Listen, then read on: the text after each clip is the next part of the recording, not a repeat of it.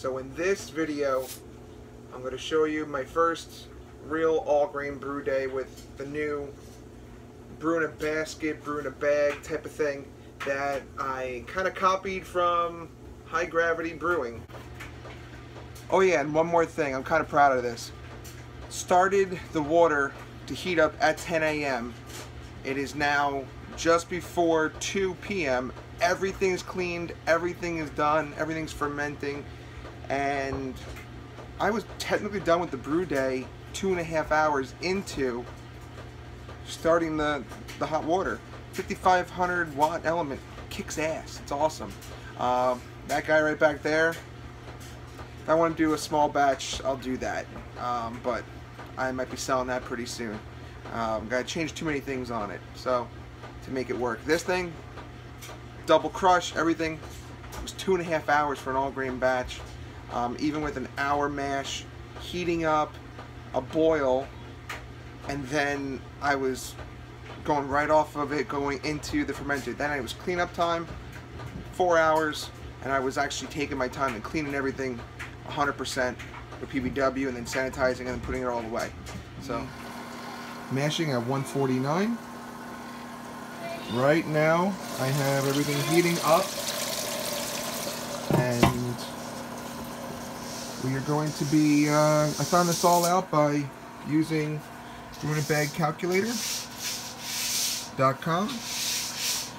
Put in that I have 9.5 pounds of grain, 64-degree grain temp. I want batch size into my fermenter as 5.5 gallons, mash temp is 149, boil time is 60. I then said that I have a kettle that's 15 gallons. I usually get about a quart of Trube. I am actually accounting that I'm going to leave about half a gallon, so that's why I put the extra half a gallon for the fermenter. The boil off rate is 1.25 gallons. This grain absorption is because I let the bag drain almost very completely. So it says 7.43 gallons total. Strike water 154. I did 152 because it usually bounces up a little higher. I will end up having about 8.25 gallons of total volume, and once I drain out, I should have 7 gallons. I'll boil off and then actually leave a little bit behind and have about 5.5 gallons. I'm making a Liberty Cream Ale from Midwest. This is an old kit that I purchased a while ago. Let me see if I can find it. It's right here. Packaged fresh, June of 2017. It is December 31st, 2018. So I will be making this guy using fresh yeast, USO 05. And there's 2 pounds of corn. This is the new brew in the bag setup that I have going. And like I said, next step is going to be the sparge, well, the mash, then the sparge, or drain off, and then we'll go to the boil. So I'll show you a little bit of each one of those. So something funny happened. Kind of was setting my flow rate by pumping out of here and going into a measured measuring cup, like a 4 cup, or so a quart, and I wanted to get that in about a minute, and somehow, some way, something got blocked, or something over here went on too much, and I sucked the bottom dry with the heating element on. So that happened real quick. It cavitated and sucked out, but that just I thought it was just something was stuck. So I turned off the pump, turned it back on, and it kept getting just a little bit of bubbles out. And then I smelled a little bit of a burning. So I opened this all up, shut off the pump, opened it all up, and just stirred and stirred and stirred, and the level of the mash was, as you can see, it was all the way up to the top. So I basically sucked the bottom dry caused my heating element to overheat. It's still working fine right now. I have accidentally turned them on by accident with nothing in there. And, oops. So, hopefully I don't get any burnt taste in a cream ale that's very light as it is. So, I was really thinking about just dumping it all, but I don't have another kit, don't have anything. Who knows, it may even taste like crap because it's so old. It might taste stale. So let's just go, continue on. I'm learning on this system. It's the first like real all grain brew day. I did an extract in here before, but I wasn't doing any recirc on it. So right now it's sitting right around 150, 149. Set temp is 148. I do have a little thermocoupler hooked up on a T, so that way I'm not measuring the temperature from down at the bottom. I'm measuring at the top where it's coming back in, going on top of the grains. Let me just, now I'm kind of paranoid. I want to make sure this thing does not go up any higher than it's supposed to. I had this almost on full blast by accident, and it sucked the whole bottom dry. What an idiot. Alright, but right now we're chugging along. Check my pH. I did a bunch of water adjustments, so I'm going to cut to that right now. So as you can see, I used, doing good, distilled water. I have 5 gallons of distilled water and 2.5 gallon of Poland Spring water. I added that all in yesterday. Used my Lamont kit right here. Tested. And this is where I got it. Let's see. Let me show you.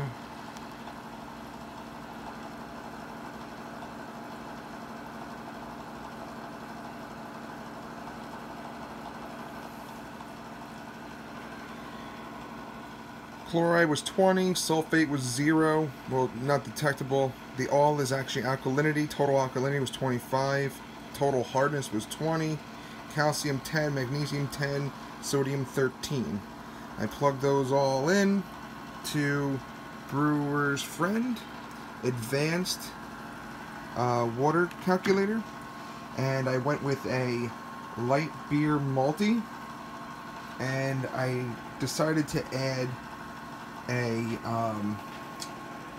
2 grams of gypsum and 4 grams of calcium chloride, and I also added 10 milliliters of lactic acid, and the pH that I tested, now it's been about 15 minutes into the mash, is 5.17. So we're going to keep it right there.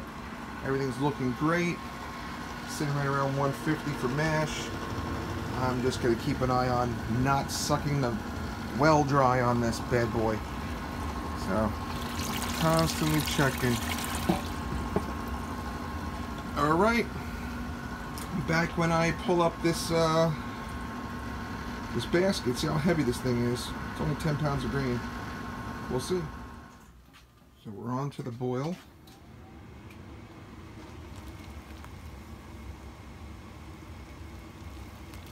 Just add the first hops, 1 ounce of Cascade, 60-minute boil. See, I took this out, squeezed the grain bag a little bit, got probably another quart out of it, and added it right back into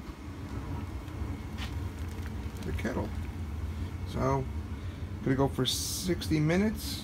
Then we are going to add at 2 minutes to flame out another another ounce of Cascade, and then we're going to chill using the plate chiller down there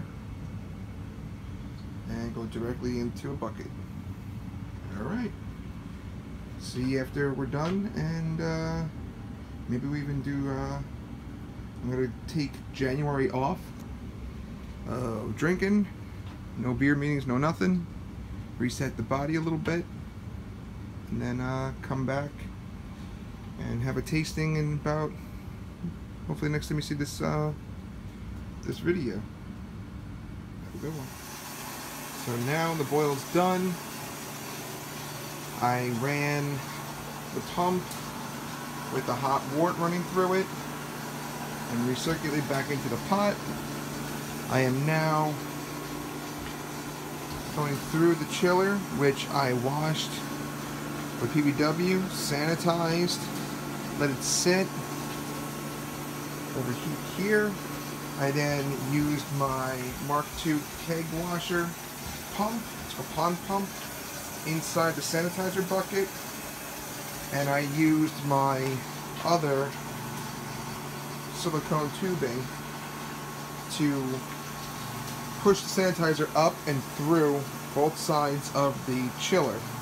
In the inside, in the in way, and then I also did it on the out. And let that pump for about 5 minutes. Then I pushed that out with fresh, and then took that, drained it by flipping it upside down and shaking it. And then I ran hot wort through it for about 5 minutes. And now I have it down to 58 degrees, 57 degrees, going into here. I'm at 4 gallons already. And it looks like I'm pretty much done. So I topped up to just above 5 gallons. I did a specific gravity at 4 gallons, and I was at 1060, which is way too high for a cream ale. Cream ale is supposed to be, if you guys can read that, 1042 to 1046. Let's see, maybe you can see this will work.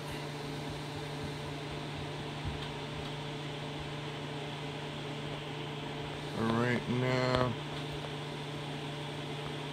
I'm at 1047-ish. It's right. So 1047. Topped it off with just over a gallon of distilled water. And I have a good amount. Now I gotta flush out everything. As you can see, I left a good amount of troop behind. So in this kettle, I leave about a quart behind. Not even a quart, maybe a little bit less than that. But because there's trub in there and protein and everything else, and I don't want that going in, there's all my hops. 2 ounces of hops went in there. Also, the element looks pretty decent. Doesn't look like it's burnt up or anything. That's just, you know, the stuff that collected on there. I'll scrub it with a little scouring pad, get it all nicey. So like I said, this turned out to be my total loss in everything is roughly about half a gallon, because even though the kettle's only a quart, all the tubing, everything else, it's about another pint inside this, probably about another pint, so that's, you know, another, you know, quart and a half. That's a quart and a half total. Then you have, you know, what I didn't want to suck back into there, which is probably about, you know, 2 quarts. So you're looking at 3.5 quarts, so say a gallon total. I doubt that's even that in there. I'm gonna see what it is, but everything looks good. Got stuff in there. I'm gonna pitch my USO5 just so you guys also see whatever it came in. Now the grains go back in there. I rinsed the bag. It's hanging up, drying out, and everything's washed. Nicey. I'm already all done. I just gotta do the bucket and run PBW through all this as it's sitting, rinse it out, run it through, and then run some sanitizer through this guy and this guy, and I'll be set for the next brew day.